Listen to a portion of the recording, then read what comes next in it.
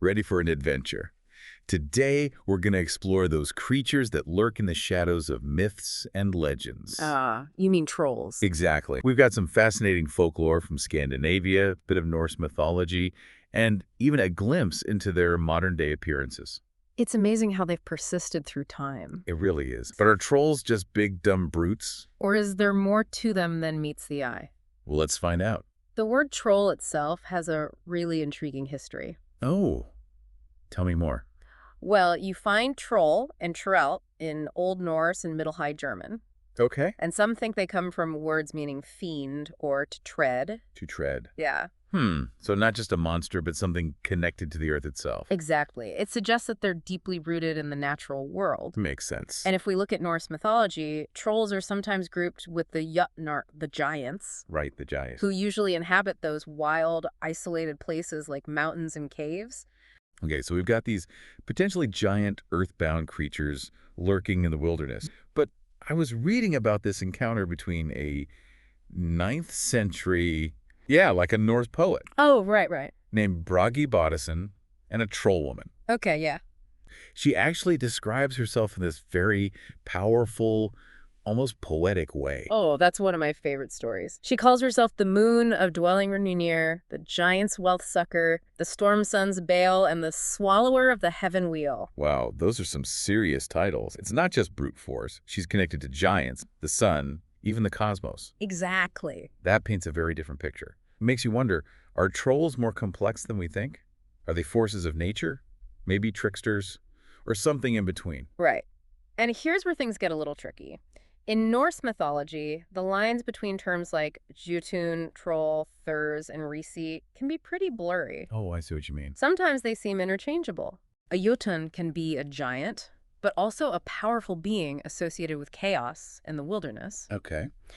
Thurs are often seen as more malevolent giants or demons, while risi can refer to giants or powerful rulers. They're not just mindless monsters, but powerful beings with deep connections to the forces of nature. And possibly even the cosmos. Exactly.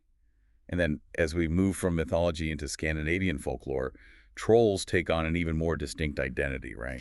Yes, they become more like nature beings who exist on the edges of human society, but they always carry that sense of otherworldliness and potential danger. Yeah, I can see that. Sometimes they're depicted as huge and monstrous. Other times they can blend in with humans, but there's always something a little off about them, something unsettling. And of course, there's the whole turning to stone in sunlight thing, which is such a striking image. Right. But why are these so vulnerable to sunlight? Is it purely physical, or is there something more symbolic about it? That's a great question.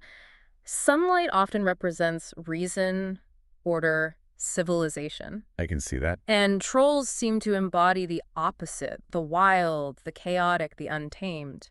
So maybe sunlight is a threat to their very nature. It could be. It's almost like sunlight exposes them for what they really are. And that idea of trolls as a threat to order is emphasized in the concept of berg tanning. Berg tanning. Yeah. It essentially means mountain taking. Okay. And it refers to trolls kidnapping humans or taking over entire farmsteads. It suggests they have the power to disrupt our world, to upset the balance. Absolutely. Berg tanning often involves trolls replacing a human with a changeling, a creature that looks like the person they took but acts strangely. Wow. It's a reminder that these creatures aren't just lurking in the wilderness. They can infiltrate our homes, our families, our lives. These stories definitely make you think twice about wandering too far from home, especially at night. But there are ways to protect yourself, right? Folklore says trolls are terrified of lightning, maybe because of their ancient enemy, Thor, the god of thunder. Right. And they're not fans of church bells either. Really? Yeah, there are stories of trolls trying to disrupt church construction, even throwing boulders at finished churches. Huh? It's almost like a clash between the natural world they represent and the world of religion and human order. Those boulders are interesting because they often become landmarks, tied to specific places and troll legends. Imagine a troll hurling a rock at a church and getting caught by the sunrise instant stone troll statue. Now, that would make for an amazing story. Right? What's so fascinating about these tales is how they connect to real places, grounding them in the landscape and making them feel even more real. I agree. And it's important to remember that there are many types of trolls in Scandinavian folklore. Of course. Some are smaller creatures who dwell in burial mounds or mountains, much like the hidden folk traditions. So they're not all giants. They come in different shapes and sizes with their own unique quirks and habits. And they might be closer than we think. Lurking just beyond our sight, waiting for the right moment to reveal themselves. It makes you wonder if those stories are just warnings. Or if there's a grain of truth to them. But let's shift gears for a bit and look at how trolls have made their way into modern pop culture. Oh, that's a good point.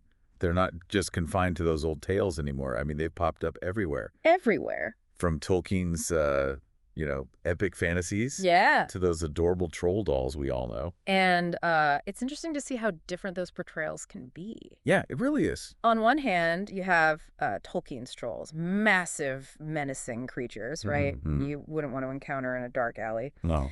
Then you have the troll dolls, colorful, playful, almost a symbol of childhood innocence. Yeah, it's like there are two sides to the troll archetype, the dark and the light, the menacing and the playful, and both seem to resonate with us in different ways. Exactly. And then you have films like, the recent Norwegian film, Which one? Troll, on Netflix. Oh, yeah. Which blends those elements, right? You have this giant destructive creature, Right. but there's also a sense of wonder and even a bit of sympathy for it. Yeah. It's like we're revisiting those old myths and legends with a fresh perspective, finding new meaning in them for our modern world. And that says something about the power of storytelling, doesn't it? It really does. We're still fascinated by the unknown, those creatures that lurk in the shadows of our collective imagination. I think it speaks to our enduring fascination with the wild, untamed parts of ourselves and the world around us. Trolls might represent, those primal instincts, those forces that exist outside of our control. So are they just scary bedtime stories, or are they something more? Are they symbols of the unknown forces of nature, or even the shadows within ourselves? Perhaps, but what's clear is that trolls have persisted through time, That's true. adapting to different cultures and ways of storytelling. They must touch on something fundamental about the human experience, right? I think so. Our need to explain the unexplainable, Uh-huh. to confront the mysteries that surround us. I agree. Maybe the next time we're out in nature, we should keep our eyes open for those telltale signs. Like what? A strangely shaped rock formation, an unexpectedly deep cave, Okay. the rustling of leaves when there's no wind. You never know what might be lurking just out of sight. We've covered so much about trolls, from their origins and language to their place in Norse mythology and Scandinavian folklore. It's been quite the journey. It really has.